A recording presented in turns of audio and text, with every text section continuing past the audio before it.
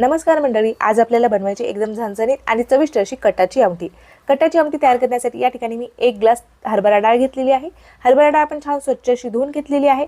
कुकरमध्ये आपल्याला डाळ घालून घ्यायची आहे। 2.5 ग्लास आपण पाणी यामध्ये घालून घेतलेले आहे। पाव चमचा आपल्याला यामध्ये हळद घालून घ्यायची आहे। अर्धा चमचा आपण यामध्ये तेल घालून घेतलेले आहे।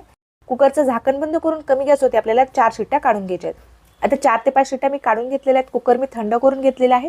झाकण उघडून घेतलेले बघू शकता, डाळीमध्ये भरपूर असा कट आहे आणि आपली जी डाळ आहे ती एकदम छान अशी शिजलेली आहे। आता शिजलेली डाळ आपल्याला चाळणीवरती काढून घ्यायची आहे आणि यामधील जे कट आहे ते आपल्याला बाजूला काढून घ्यायचं आहे। 1 चमचा आपण यामध्ये डाळ घालून घेतलेली आहे। आता आपल्याला या ठिकाणी लगेचच कटाची आमटी तयार करून घ्यायची आहे। कटाची आमटी तयार करण्यासाठी गॅसवरती आपण एक कढई ठेवलेली आहे। कढईमध्ये आपण अर्धा चमचा तेल घालून घेतलेला आहे। एक कांदा आपण पातळ असा उभ्या आकारामध्ये कट करून घेतलेला आहे। तो कांदा आपल्याला छान डार्क रंगामध्ये तळून घ्यायचा आहे। कांदा आपण छान परतून घेतलेला आहे। यामध्ये आपण किसून घेतलेलं सुकं खोबरं घालून घेतलेलं आहे। 7 ते 8 लसणाच्या पाकळ्या घालायच्या आहेत। 1.5 इंच अद्रकचा तुकडा घालायचा आहे। छान डार्क रंगामध्ये भाजून घेतलेला आहे। आता यामध्ये आपण बारीक चिरून घेतलेली कोथिंबीर घालून घेतलेली आहे। तयार करून घेतलेलं वाटण आपल्याला मिक्सरला पाणी न टाकता वाटून घ्यायचं आहे। वाटण आपण छान असं वाटून घेतलेलं आहे। कढईमध्ये आपण परत तेल घालून घेतलेलं आहे। तेल छान तापल्यानंतर आपण मोहरी घालून घेतलेली आहे। मोहरी आपली छान फुटलेली आहे। त्यानंतर आपण यामध्ये जिरे घातलेले आहेत। जिरे मोहरी आपली छान फुटलेले आहेत।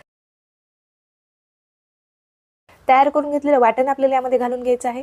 वाटण आपल्याला तेलावरती छान असं परतून घ्यायचं आहे। 2 चमचे आपण यामध्ये काळा मसाला घालून घेतलेला आहे। अर्धा चमचा आपण यामध्ये लाल तिखट घातलेला आहे। पाव चमचा आपण यामध्ये हळद घालून घेतलेली आहे। अर्धा चमचा आपल्याला यामध्ये कांदा लसूण मसाला घालायचा आहे। सर्व मसाले आपल्याला तेलावरती छान असे परतून घ्यायचे।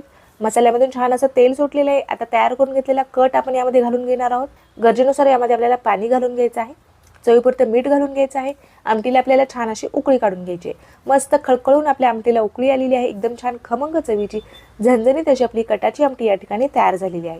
वरून आपण बारीक चिरून घेतलेली कोथिंबीर घालून घेतलेली आहे। मस्त आमटीला तेलाची तरी आलेली आहे। छान झणझणीत चवीची आपली ही कटाची आमटी या ठिकाणी तयार झालेली आहे।